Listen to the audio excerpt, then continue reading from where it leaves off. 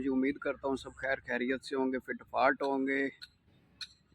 अब पिछला व्यू वेख के लगता होएगा ना चेंज है ना। टाउन ते आया है आज, गरूबे आफ्ताब, क्या मंजर है माशाल्लाह। है जी टाउन, ते टाउन च बैठे हुए हैं, टाउन दे पार्क च बैठे हुए हैं।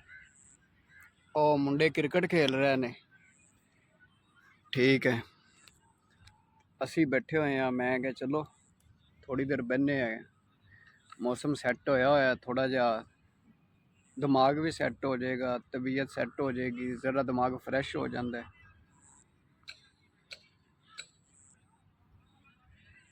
ओ खड़ी लारी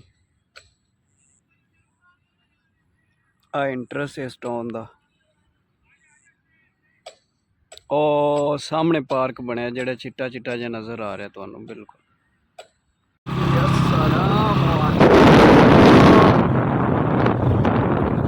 रोड वेखो,